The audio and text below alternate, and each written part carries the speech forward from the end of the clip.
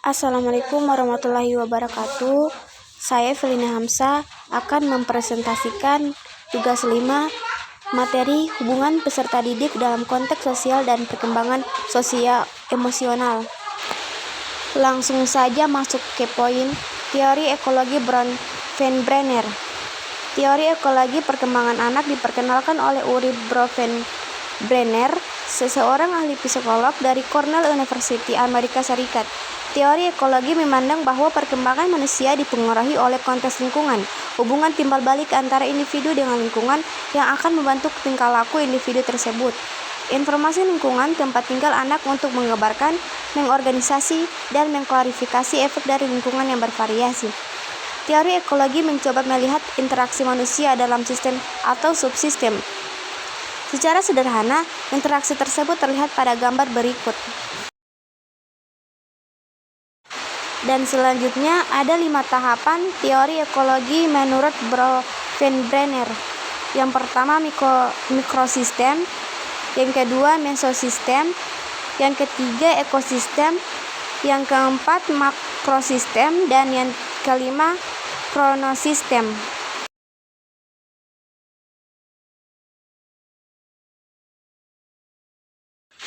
Konteks sosial peserta didik dalam keluarga, teman, sebaya, dan sekolah. Keluarga memiliki 4 gaya asuh, yaitu 1. Gaya asuh otoriter, gaya asuh yang bersifat menghukum dan membatasi. Yang kedua, gaya asuh otoritatif atau gaya asuh yang mendorong anak untuk independen tapi masih membatasi dan mengontrol tindakan mereka. Ketiga, gaya asuh mengabaikan atau gaya asuh di mana orang tua tidak terlibat aktif dan tidak peduli dalam kehidupan anaknya. Orang tua hanya meluangkan sedikit waktu. Yang keempat, gaya asuh memanjakan. Gaya asuh di mana orang tua sangat terlibat dalam kehidupan anaknya, tapi tidak banyak memberikan batasan atau kekangan pada perilaku mereka. Teman sebaya. Selain keluarga dan guru, teman seusia atau teman sebaya juga berperan penting dalam perkembangan anak. Salah satu fungsi terpenting adalah memberikan informasi dan perbandingan tentang dunia di luar keluarga. Piaget dan Sullivan menekankan bahwa melalui interaksi sebayalah anak-anak dan remaja belajar sebagaimana berinteraksi dalam hubungan yang simetris dan timbal balik. Kemudian sekolah. Sekolah bukan semata-mata sebagai konsumen, tapi sekolah juga sebagai produsen dan pemberi jasa yang erat kaitannya dengan pembangunan. Pembangunan tidak mungkin berhasil tanpa tersedianya sumber daya manusia yang berkualitas.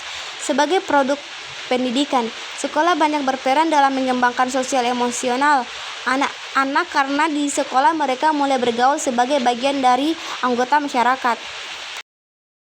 Kemudian perkembangan kepribadian. Kepribadian yang sesungguhnya adalah abstrak, sukar dilihat atau diketahui secara nyata. Yang dapat diketahui adalah penampilan atau bekasnya dalam segala segi dan aspek kehidupan, misalnya dalam menghadapi setiap persoalan atau masalah baik yang ringan maupun yang kuat.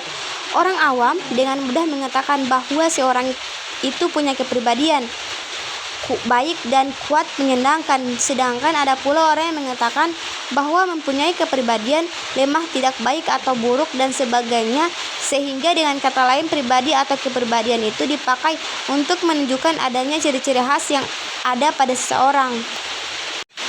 Kemudian proses perkembangan kepribadian anak.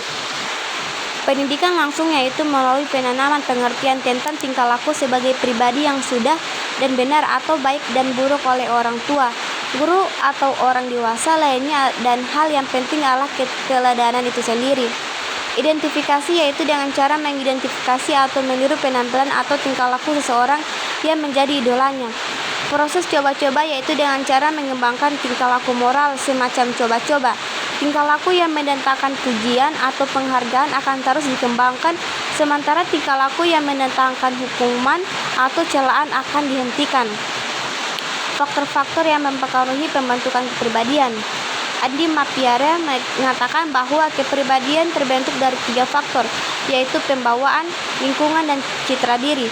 1. Pembawaan atau hereditas ialah segala sesuatu yang telah dibawa oleh anak sejak lahir, baik yang bersifat kejiwaan maupun yang bersifat keturunan. Anak merupakan warisan dari sifat-sifat pembawaan orang tuanya yang merupakan potensi tertentu. 2. Faktor lingkungan yang ikut mempengaruhi terbentuknya kepribadian terdiri dari lingkungan bersifat sosial dan lingkungan fisik. Lingkungan sosial seperti perubahan tingkah laku, sikap, mode pakaian, dan cara berpakaian. Lingkungan fisik seperti anak yang dibesarkan di daerah pantai akan lain dengan anak yang dibesarkan di daerah pegunungan. 3. Citra diri yaitu kehidupan kejiwaan yang seperti perasaan, sikap pandang, penilaian, dan anggapan yang semuanya akan terpengaruh dalam keputusan tindakan sehari-hari. Contohnya, seseorang dengan citra dirinya menilai dirinya sendiri dan menilai lingkungan sosial. Perkembangan moral. Dalam Kamus Besar Bahasa Indonesia 1989, moral diartikan sebagai akhlak budi, pekerti atau susila.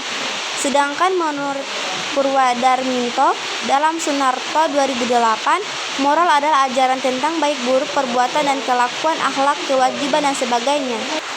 Moral berkaitan dengan kemampuan untuk membedakan antara perbuatan yang benar dan yang salah. Dengan demikian, moral merupakan kendali dalam bertingkah laku.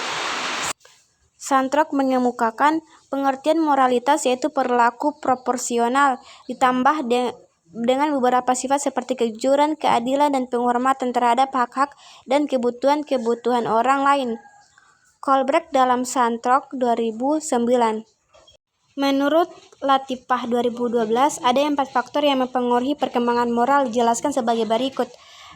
Ke-1, perkembangan kognitif umum.